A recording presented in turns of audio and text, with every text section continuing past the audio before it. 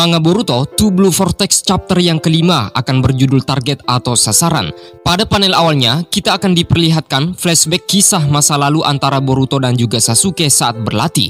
Dan selepas mengasah kemampuannya, maka Sasuke pun menyuruh Boruto untuk istirahat terlebih dahulu. Mereka berdua duduk di bawah pohon, sembari Boruto pun berkata, "Paman, maksudku adalah guru, bagaimana kemampuan teknik Uchiha Ryu milikku? Aku sudah menguasainya dengan sempurna, bukan?" Sasuke menjawab, "Ya, bisa dibilang begitu. Hampir semua teknik serta aliran yang kumiliki sudah kuajarkan padamu selama 1 tahun ini." Boruto cukup heran, dia mengatakan, "Tunggu dulu, jangan bercanda. Aku terbawa suasana sedikit, tetapi mulai sekarang tolong latih aku dengan lebih keras lagi." Sasuke menatapnya sembari mengatakan, "Apakah aku terlihat seperti sedang bercanda?" Boruto tercengang saat mendengarkan itu dan dia mengatakan, sama sekali tidak. Dan benar, kalau dipikir-pikir, aku memang belum pernah mendengarkanmu bercanda." Sasuke berkata, "Kau punya bakat yang sangat cepat dalam mencerna instruksi. Dengan kata lain, itu adalah sebuah bakat kejeniusan. Kau sudah mengingat semua secara teori, bukan? Karena itu, tidak ada lagi yang harus kuajarkan. Namun jangan salah paham, ini bukan berarti latihanmu selesai. Jangan kendorkan latihanmu, teruslah asah mental serta teknik-teknikmu sampai sejauh mana kau bisa menguasai apa yang kuajarkan. Itu tergantung pada usahamu sendiri nantinya." Selepas mengatakan itu, mereka lantas bergerak lagi dan dalam perjalanan Sasuke kembali berkata, "Kau mirip dengan Naruto, tatapanmu sama dengannya saat dia membawaku kembali di kondisi tersesat menuju jalan yang benar. Sekarang, aku sudah tidak peduli soal siapa kau sebenarnya, namun saat ini aku bisa mengerti alasan mengapa Sarada memintaku untuk menolongmu. Sesuatu sedang terjadi dan hal itu hanya bisa diatasi oleh kau dan Sarada. Instingku mengarah seperti itu, karena itulah aku melatihmu." Panel langsung berpindah ke lokasi pertarungan. Diperlihatkan pada saat ini mata kanan Kot telah tergores oleh serangan Sasuke dan dia berkata, "Uchiha sialan, berani-beraninya kau melukai mataku." Sasuke tampaknya cukup kewalahan untuk menghadapinya sembari menyuruh Boruto untuk cepat pergi dari tempat tersebut. Namun Boruto berteriak berkata, "Kau bicara apa? Mana mungkin aku meninggalkanmu sendirian?"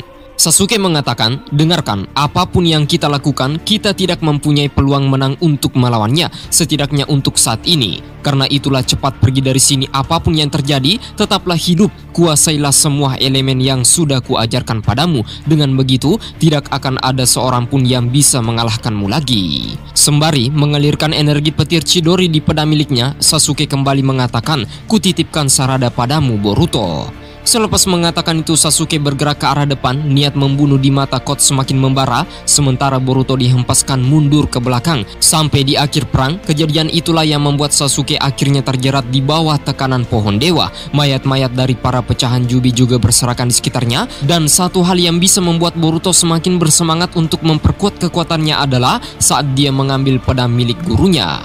Boruto lantas berkata, "Selanjutnya, percayakanlah padaku, Paman Sasuke. Bukan, maksudku adalah guru." Panel kembali berpindah di desa Konoha. Semua shinobi berlarian ke sana kemari dengan rasa panik saat mengalihkan pandangan mereka ke sebuah pohon shinju yang tiba-tiba tumbuh di tengah desa dan tampak diperlihatkan ternyata wanita yang terjerat di dalamnya adalah Moigi.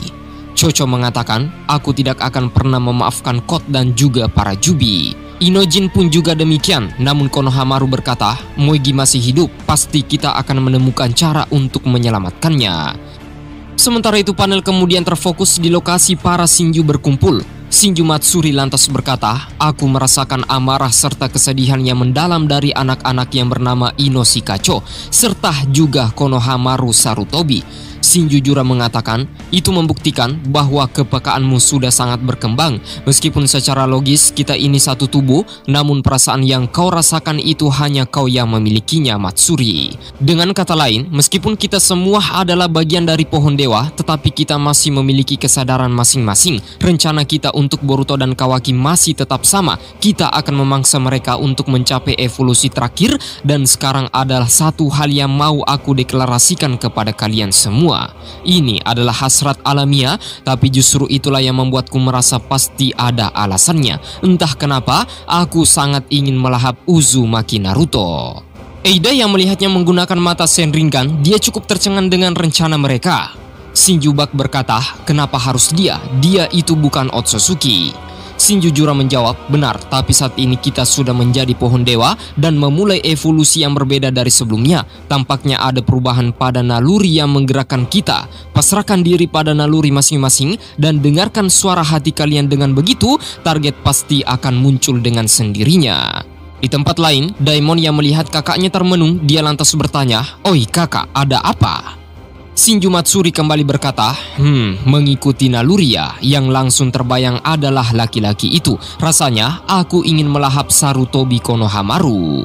Shinju Jura berkata, pilihan yang bagus Matsuri. Aku bisa merasakan identitas dalam dirimu. Shinju Hidari tiba-tiba angkat bicara mengatakan bahwa Jura, hanya ada satu pertanyaan yang terngiang di kepalaku. Sebenarnya kita ini makhluk apa? Jura menjawab, wajar kau mempertanyakan itu, tapi kau tidak perlu khawatir, itu hanya efek sampingnya disebabkan oleh berkembangnya ego. Tidak perlu terlalu dipikirkan, yang terpenting adalah mencapai tujuan kita dan naluri akan memberitahu siapa yang menjadi target utama kita. Itulah yang akan menjadi identitasmu Hidari. Eida yang melihat serta mendengarkan percakapan mereka bergumam dalam hati, mereka ini lahir dari cakra orang-orang yang dimakan Sumeaka sehingga menjadi pohon. Selepas mengatakan itu sungguh tiada yang menduga, ternyata salah satu Shinju yang bernama Shinju Bak menyadari hawa keberadaan kekuatan mata Eida dan langsung saja menghampirinya tepat di alam bawah sadarnya. Dia mengatakan, aku melihatnya Eida, sudah kuputuskan targetku adalah dirimu. Penglihatan sekilas itu membuat Eida berkeringat dingin, bahkan sampai termenung seakan-akan tidak percaya dengan apa yang baru saja dia rasakan. Shinju Jura berkata, Sharingan ya. Shinju Hidari mengatakan, targetku adalah Uchiha Sarada. Jura berkata, pilihan yang bagus. Scene kemudian berpindah di lokasi desa Konoha. Diperlihatkan pada saat ini dalam satu ruangan ada Amado dan juga Sumire yang sedang bekerja. Sumire menatapnya dengan ragu-ragu sehingga hal itu membuat Amado bertanya, ada apa? Sumire menjawab, Boruto kembali ke desa setelah kabur selama 3 tahun, tetapi entah kenapa Konoha masih tetap mengincar nyawanya. Amado menjawab, dia telah membunuh pemimpin desa, jadi itu wajar saja. Sembari dalam hati dia mengatakan, aku telah menambahkan data Akebi ke karma Kawaki yang telah kupulihkan. Yang perlu kulakukan hanyalah menyalurkan karma ke tubuh calon baru yang telah kupersiapkan. Seharusnya itu sudah cukup untuk menghidupkannya kembali.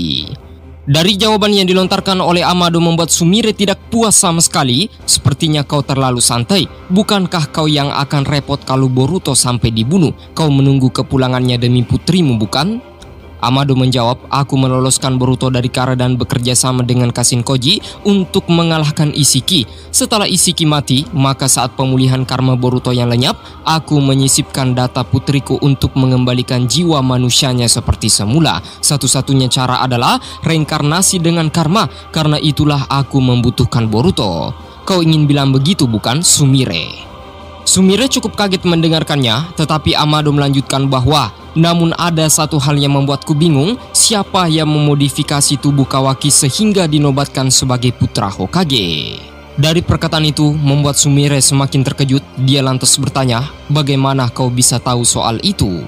Amado menjawab, karena ada hal yang ingin kulakukan, itulah tanda yang kutinggalkan untuk menunjukkan semua hasil kerjaku. Sama hanya dengan seorang seniman, ilmuwan juga punya kebiasaan meninggalkan tanda kepemilikan pada hasil karya mereka. Begitu juga dengan karma, dengan sekali lihat aku bisa tahu apakah itu karma yang akan kupulihkan atau bukan. Karena akhir-akhir ini data Akebi yang telah kusisipkan entah bagaimana mungkin caranya bisa ada pada Kawaki. Ada banyak hal yang berbeda dengan apa yang aku ingat.